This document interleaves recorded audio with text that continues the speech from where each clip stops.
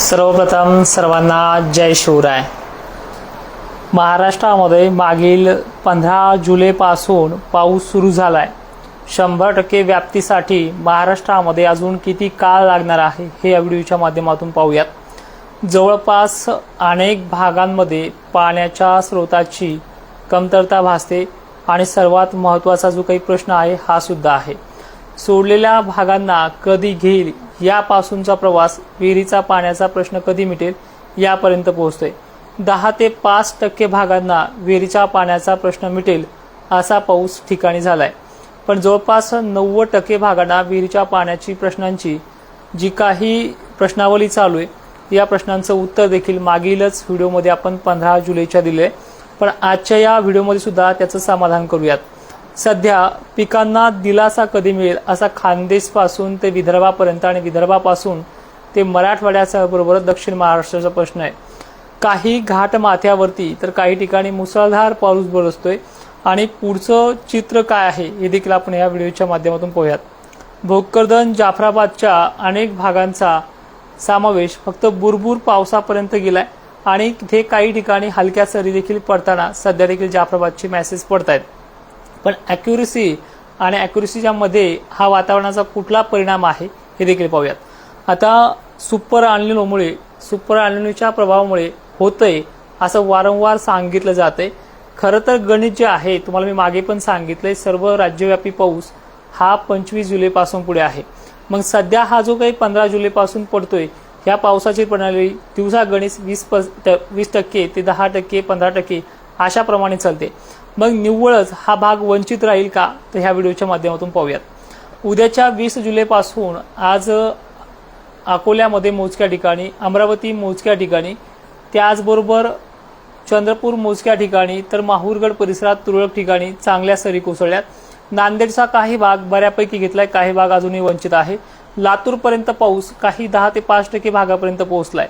आता इथून पुढे ह्या लातूरची आणि ह्या विदर्भाच्या, मराठवाड्याच्या, पश्चिम महाराष्ट्र आणि खानदेशच्या भागांची परिस्थिती कशी असेल?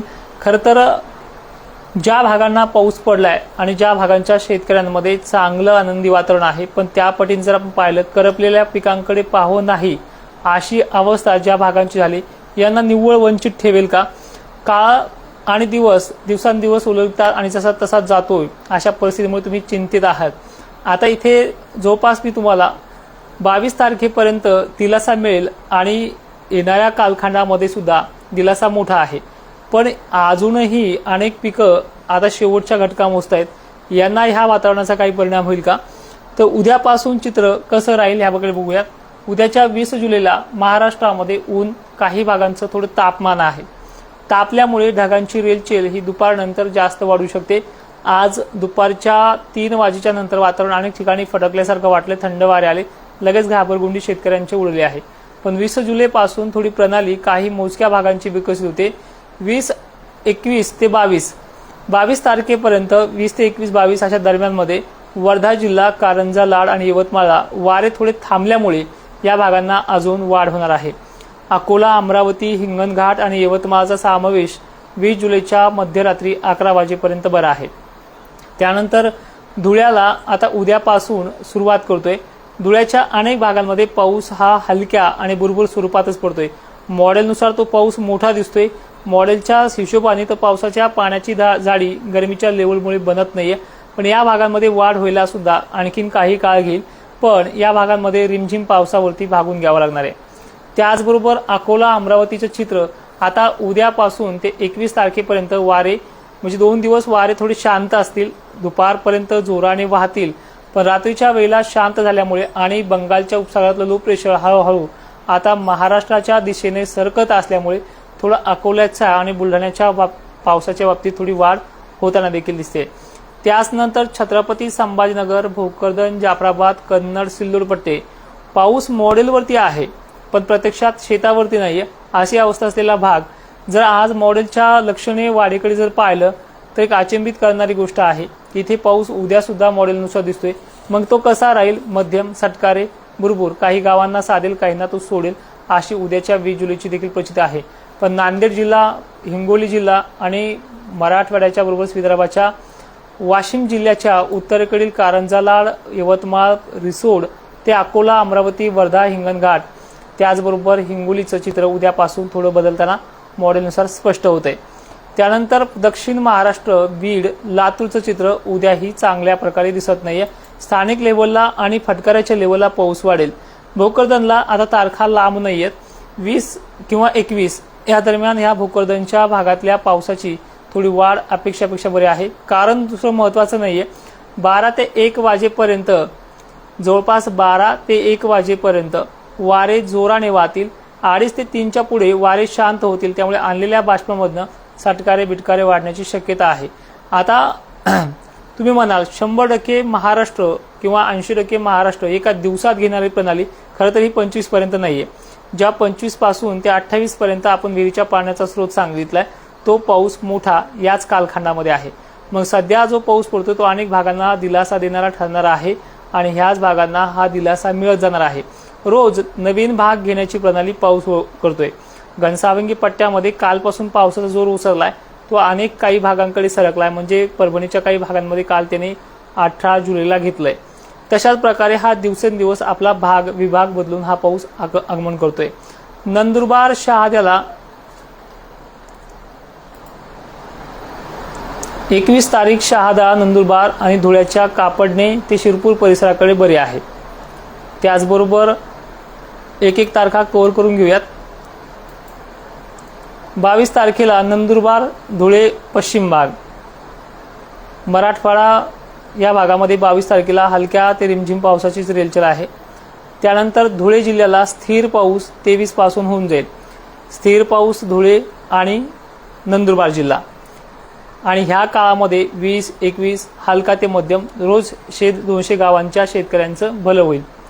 त्यानंतर 24 पासून पावसामध्ये लक्षणीय वाढ आहे, ज्यामध्ये विहिरीचा पाण्याचा जो काही प्रश्न आहे जो आपण प्रत्येक व्हिडिओमध्ये सांगत आलेलो आहे तो अकोला, अमरावती सर्वप्रथम 24 तारखेपासून रात्रीच्या वेळेपासून हे चित्र बदलेल। एक दिवस मागे होईल, 23ला येईल किंवा 25 येईल, पण कॉमन तारीखेच्या मध्ये 24 मानले जाणार आहे। अमरावती, अकोला, चंद्रपूर, वर्धा, वाशिम जिल्हा, नांदेड जिल्हा, त्यात हिंगोलीचा आणि बुलढाण्याचा समावेश आहे। यामध्ये 24 तारखेला विहिरीच्या पाण्याला स्रोत वाढेल अशा प्रकारच्या पावसाला पडण्याची सुरुवात या भागापासून पडते। मोठं कारण याच्यामध्ये काही नाही, बंगालच्या उपसागरातला जो काही पूर्वेकडनं येणारा पाऊस आहे तो या तारखेपासून सुरुवात करतोय। दुसरी महत्त्वाची गोष्ट, 25 तारखेला 25 जुलैला बुरहानपूरला जवळपास रेड अलर्टचा इशारा मॉडेलकडनं मिळतोय। हा पाऊस उत्तरेकडे सरकेल का, कारण की मुंबईचे वारे याला ढकलतील का, या पलीकडे ह्या पावसाचा विदर्भामध्ये जोर जास्त असणार आहे। ज्यामध्ये जालना, परभणी, छत्रपती संभाजीनगर ते जळगाव, बुलढाणा, अकोला, अमरावती, चंद्रपूर, नांदेड, लातूर याचा समावेश आहे। बीड जिल्ह्याचाही जवळपास उत्तरेकडील भागाचा लक्षणीय समावेश या 25 तारखेला होऊ शकतो। यामध्ये जवळपास बीडच्या दक्षिण आणि पूर्व भागाचा जास्त समावेश आहे। उत्तर भाग, गेवराई पट्टा, अकोला, अमरावती हे देखील भाग याच्यामध्ये येतात। त्यामुळे 24 पासून सर्वदूर सारखा आहे, तोपर्यंत फक्त शेतकऱ्यांना दिलासा आहे। 26 तारखेला नांदेड, परभणी, जालना ते छत्रपती संभाजीनगरचा प्रश्न पाण्याचा 26 ते 27 दरम्यान मिटेल अशी परिस्थिती आहे। मग आता हा 15ला सुरू झालेला प्रवास जो आहे तो जवळपास येऊन ठेपतोय 22 पर्यंत, आणि प्रशासनाने दिलेल्या ज्या काही तारखा आहेत की 22 पासून सर्वदूर पडेल तो देखील पाऊस आपण पाहणारच आहोत। परिस्थिती याच्या अगोदर अनेक भागातल्या शेतकऱ्यांची आटोक्यात आलेली आहे आणि याच्यामध्ये अनेक शेतकरी सुखावलाय, ते देखील आपण ह्या गोष्टीकडे दुर्लक्ष करू शकत नाहीये। आणि दुसरी महत्त्वाची गोष्ट, ह्या 21-22 पर्यंत अजून बरेचसे चित्र पालटणार आहे, त्यामुळे अनेक जण पिकाकडे पाहून घाबरले जात आहेत। तर याच्यामध्ये थोडं का होईना इथे दिलासा मिळत जातोय, पण निव्वळ चॅनलच्या माध्यमातून, सोशल मीडियाच्या माध्यमातून अजून घाबरण्याचं काम नाहीये। आणि विषय आहे सुपर एल्निनोचा आणि दुष्काळाचा। 1 महिना अजूनही पूर्ण झालेला नाही। 22 जूनला पाऊस आगमन केलेला आहे आणि ह्या 22 जुलैला 1 महिना पूर्ण होतोय। पावसाळा पूर्ण 4 महिने आहे, अजून 3 महिने पावसाळा बाकी आहे। आणि विशेषतः या पावसाळ्याची पुढचे गणित, पुढचा अध्याय अजून परतीचा जो मेन मान्सून आहे, ज्यामध्ये अनेक भागातल्या पिकांचा किंवा शेतकऱ्यांच्या विहिरीच्या पाण्याचा प्रश्न सुटणारी परतीचा मान्सून जो जवळपास ह्या वर्षी सप्टेंबर महिन्यात आगमन करतोय, तर या पावसाचं हे अजून गणित पाहायचं राहिले। त्यामुळे ठरवल्याप्रमाणे आणि दाखवल्याप्रमाणामध्ये आणखीन गोष्टी आहेत. दुसरा प्लस पॉईंट असा आहे, काही गोदापट्टे आहेत जे पर्जन्य छायेमध्ये आहे. सुपर अल्निनोचा जर खरंच भारताला किंवा महाराष्ट्राला परिणाम झाला असता तर एकही ढग पाहायला मिळाला नसता. ढग येतात पडत नाही, याचं कारण ह्युमिडिटीची लेवल. आभाळ आलं की आपल्या भागांमध्ये गारवा निर्माण होतो आणि त्या गारव्यामधनं बारीक बुरबुर एवढाच पाणी पडतो. पावसाला नेहमी गरमीची लेवल लागते. आभाळ धुरसर राहायला लागले आणि उष्णतेची लेवल कमी पडायली. त्यामुळे बऱ्याच भागांमध्ये ह्या गरमीचे लेवल नसल्यामुळे पाऊस मोठा पडत नाहीये. पण तरी सुद्धा सटकारे बिटकारे हे 24 तारखेपर्यंत महाराष्ट्रात कायम राहणार आहेत. जोपास रिमझिम सटकारे बिटकारे अशी प्रणाली ही महाराष्ट्रात विकसित होईल. आता नेमकंच आता उद्याचा कुठला भाग हा पावसाच्या रडारवरती घेऊ शकतो हे देखील पाहणं गरजेचं आहे, ते देखील पाहूयात. उद्याची 20 जुलै मुंबई भिवंडी हे भाग तर सांगायची गरजच नाही, इथे पाऊस नेहमी असतो. उद्या वाढ होते. कारंजा लाड यवतमाळची वाऱ्याची गती दुपारा 4 वाजता थांबणार आहे. कारंजा लाड वाशिम अकोला यवतमाळ हिंगणघाट परिसर बुरहानपूरकडनं पाऊस असल्यामुळे थोडाफार भुसावळ जळगाव आणि चोपडा अमळनेर धुळ्याच्या पूर्वेकडील भागांचा येथे समावेश आहे. अचलपूर अमरावती हा भाग देखील उद्या पावसाच्या रडारवरती येईल. नागपूर एरिया आहे. भंडारा शहर परिसर रोजच पाणी चांगला पडतोय, हे देखील असेल. छत्रपती संभाजीनगरला आभाळ, काळकुट्टा आभाळ आणि सटकारे वाऱ्याचा जोर जास्त असल्यामुळे जास्त मोठी व्याप्ती राहणार नाहीये. मनमाड ते श्रीरामपूर अकोले इथे देखील पावसाचे फटकारे वाढणार आहेत. बीड जिल्ह्याच्या बाबतीत बघूयात. धाराशिव सोलापूर बसव कल्याण मार्गे एक मोठी टफ एरिया बनेल. इथे काही ठिकाणी हलका ते मध्यम पाऊस होणार आहे.